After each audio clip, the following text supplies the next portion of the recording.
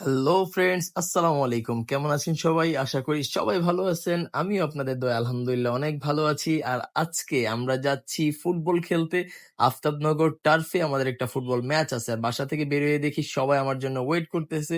তো কথা না বলে দেরি না করে চলে যাই মাঠে। আর বন্ধু লাবু আজকে ম্যাচে যদিও খেলবে না, সে আমার সাথে আজকে মাঠে যায়, যার কারণে সে আমার বাইকটা চালাইতেছে। আমি তার পিছনে বসছিলাম একটু আরাম করার জন্য। সচরাচর আমি বাইক চালাইতে চালাইতে একটু টায়ার্ড, তো রাস্তার মাঝখানেই দেখা হয়ে যায়। আপনারা জানেন আফতাবনগর যাইতে হইলে ভিতরে অবশ্যই অটো আপনাকে ব্যবহার করতে হবে যদি পার্সোনাল গাড়ি না থাকে। আর ওরা এক একজন বলতেছে আজকে সে গোল দিবে, ওই গোল দিবে, মানে অনেক কথাবার্তা।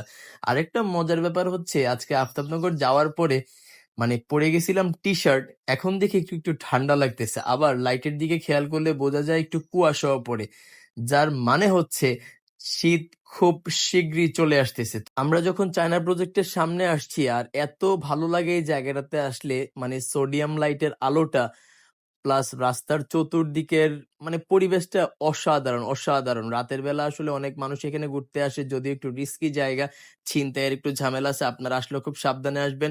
আর মাঠে এসে দেখি এই পাশের টার্ফটা ওপেন হয়ে গেছে, যে বাম পাশের টার্ফটা ওপেন হয়ে গেছে। এতদিন এটা কাজ চলতেছিল, আর আমরা বেশিরভাগ সময় এই মাঠটাতে খেলি। তো আজকে এই মাঠটাতে না, আমরা এটার উল্টা পাশে যে মাঠটা আপনারা দেখছেন ওই মাঠে আমরা খেলবো।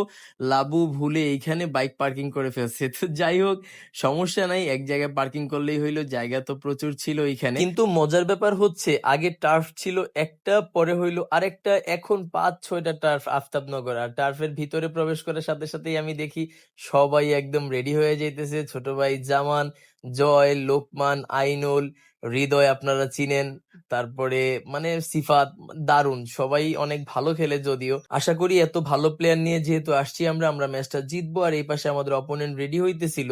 তো এইখানে একটু সমস্যা হচ্ছিল যে আমরা জানতাম না যে ওরা স্পাইক পড়বে। যদি ওরা স্পাইক পরে পুরো ম্যাচটা খেলছে, আমরা খালি পায়ে খেলছি সবাই।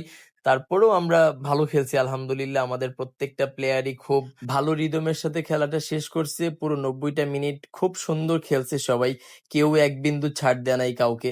তো যদিও অপোনেন্ট আমাদের সাথে ওইরকম পাত্তা পায় নাই, তারপরেও আমরা খেলাটা খুব স্লো কন্টিনিউ করছি। তারপরে পরই খেলা শুরু হয়। ছোট ভাই আইনুলকে দেখতেছেন বল নিয়ে কাটাকাটি করতেছে। যাই হোক, মানে সে খুব ভালো খেলে।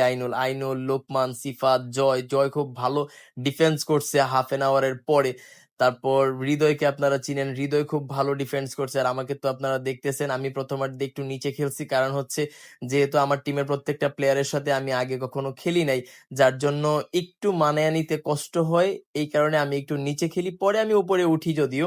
আর সেই জায়গা থেকে আমাদের টিমের প্রত্যেকটা প্লেয়ার যেহেতু ভালো খেলে, এবং প্রথম গোলটা কিন্তু জয় করছে হেইডে। আমার একটা লং পাস লোকমান মাথায় রিসিভ করে, তারপর সাথে সাথে জয় আবার পুনরায় মাথায় গোল পোস্টে আঘাত করে, পরে গোলটা হয়ে যায়।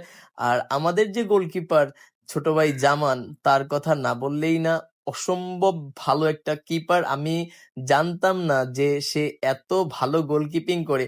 গতকালকে প্রায় 3 থেকে 4টা অ্যাটাক অথবা 4টা অ্যাটাক হবে, যেইগুলা সে মানে পুরা ইন্টারন্যাশনাল গোলকিপার যেভাবে সেভ করে, সে ওইভাবে সেভ করছে। আর শটগুলো খুব ভালো ছিল, আর সে বাঁচাইছেও খুব ভালো বলগুলা।